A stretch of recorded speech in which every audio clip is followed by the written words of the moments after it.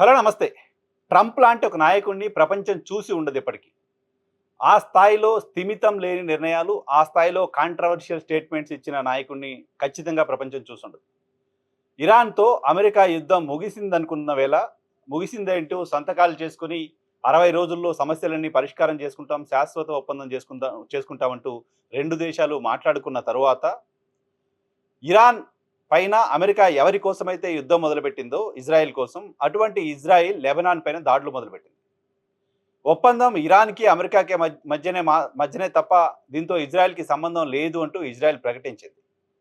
Iran మిత్రదేశమైన Lebanon పైన దాడులు చేస్తూ వచ్చింది. లెబనాన్‌లోని హెజ్బుల్లా తీవ్రవాద స్థావరాలపైన దాడులు చేస్తూ వచ్చింది ఇజ్రాయెల్. దీని పట్ల ఇరాన్ ఆగ్రహం వ్యక్తం చేస్తూ ఉంది.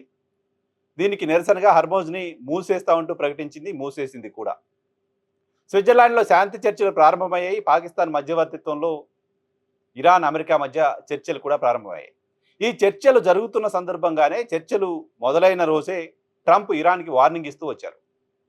శాంతి ఒప్పందం కుదుర్చుకున్న రోజు, శాంతి ఒప్పందానికి సంబంధించి సంతకాలు పెట్టుకున్న రోజు లేని వార్నింగ్‌లు ట్రంప్ ఇరాన్‌కి ఇస్తూ వచ్చారు. ఏమని? లెబనాన్‌లో హెజ్బుల్లా గ్రూపులకు మద్దతు ఇవ్వడం ఇమ్మీడియేట్‌గా ఆపేయాలి. ఆపివేయకపోతే బాంబులేస్తాం ఇరాన్ పైన. లేకపోతే హార్మోజ్‌ని మేమే మొత్తం మళ్ళీ స్వాధీనం చేసుకుంటాం. స్వాధీనం చేసుకుని టోల్ వసూలు చేస్తాం. ఇరాన్ దగ్గర నుంచి పూర్తిగా జలసంధిని మేము స్వాధీనం చేసుకుంటాం. స్వాధీనం చేసుకున్న తర్వాత పశ్చిమాసియా ప్రాంతంలో దేశాలకు రక్షణ కల్పించడం కోసం ఆ బాధ్యతను మేము తీసుకుంటాం. అలా రక్షణ కల్పించడానికి అవసరమయ్యే నిధులను హర్మోజ్ జలసంధిలో టోల్ వసూలు చేయడం ద్వారా మేము సేకరిస్తాం. ట్రంప్ చెప్తున్న మాటలు ఇవి. పెళ్లి రోజే విడాకుల మంత్రం పాడడం లాంటిది ఇది. చర్చలు మొదలైన మొదటి రోజే ఇరాన్కి వార్నింగ్లు ఇస్తే ఏ రకంగా ఇరాన్ చర్చల్లో పార్టిసిపేట్ చేస్తుంది? ఈ నేపథ్యంలోనే చర్చల మొదటి రోజే ఇరాన్ ఆ చర్చల నుంచి బయటకు వచ్చింది, వాకౌట్ చేసింది. ఇలాంటి వార్తలను చూస్తున్నాం. మరోవైపు ఇజ్రాయెల్ లెబనాన్ పైన కంటిన్యూస్గా దాడులు చేస్తూ ఉంది. అమెరికాని పట్టించుకోవాల్సిన అవసరం లేదు అంటూ బిహేవ్ చేస్తూ ఉంది. పశ్చిమాసియాలో ఉద్రిక్తతల్ని తగ్గించడం కోసం, పశ్చిమాసియా దేశాలు పడుతున్న ఇబ్బందులను తొలగించడం కోసం హార్మోజ్ జలసంధి మూసివేయడం ద్వారా ఆయిల్ కోసం ఆ దేశాలు అనేక అవస్థలు పడుతున్న నేపథ్యంలో ఆ సమస్య పరిష్కారం కోసం శాంతి చర్చలు అంటూ పదే పదే మాట్లాడుతూ వచ్చిన ట్రంప్ ఇజ్రాయెల్ని కంట్రోల్ చేసే ప్రయత్నం ఎందుకు చేయట్లేదు? పైగా ఇరాన్తో చర్చల సందర్భంగా లెబనాన్ అంశాన్ని ఎందుకు ప్రస్తావించలేదు?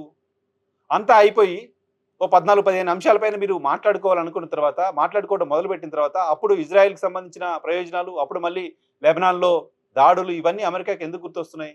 అసలు అమెరికా ఇంటెన్షన్ ఏంటి? ట్రంప్ ఇంటెన్షన్ ఏంటి?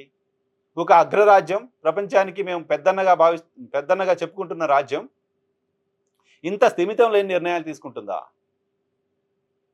ఈ స్థాయిలో చపలత్వాన్ని చూపిస్తుందా? వాళ్ళు తీసుకుంటున్న స్థిమితం లేని నిర్ణయాల ప్రభావంగా పశ్చిమాసియాలో అనేక దేశాలు ఇబ్బంది పడుతూ వస్తున్నాయి. కోట్లాది మంది జనాలు నష్టపోతూ వస్తున్నారు. ఒక పక్క శాంతి చర్చలు జరుగుతుంటే వార్నింగ్లు ఇవ్వడాన్ని గతంలో ఎప్పుడు మనం ఎక్కడ చూసి ఉండం. సో ఈ శాంతి చర్చలు ఖచ్చితంగా సఫలం అవుతాయనే వాతావరణం కనిపించట్లేదు.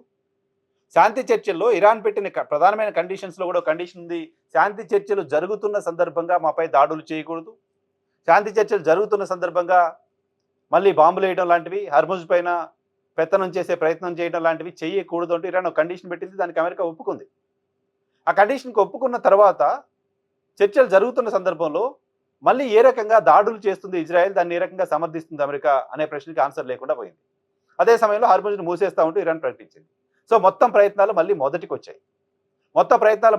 వచ్చిన నేపథ్యంలో ఈ ఆసియా కంట్రీస్ అన్నీ కూడా ఆందోళన చెందుతూ ఉన్నాయి.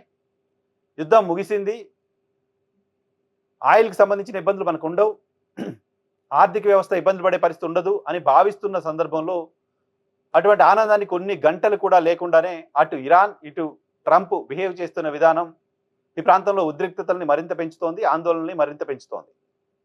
సో ట్రంప్ మిగతా వాళ్ళతో కనీసం చర్చించే పరిస్థితిలో కానీ, మిగతా వాళ్ళను పరిగణలోకి తీసుకునే పరిస్థితిలో కానీ లేకుండా చర్చలకు విఘాతం కలిగే వ్యాఖ్యల్ని తానే చేయడం ద్వారా పశ్చిమాసియా ప్రాంతంలో ఉద్రిక్తతలకు, ఇరాన్ అమెరికా సమస్య పరిష్కారం కాకుండా ఇంకా చిక్కుముడి పడడానికి ట్రంప్ వ్యాఖ్యలు, ట్రంప్ బిహేవియరే కారణమవుతోంది.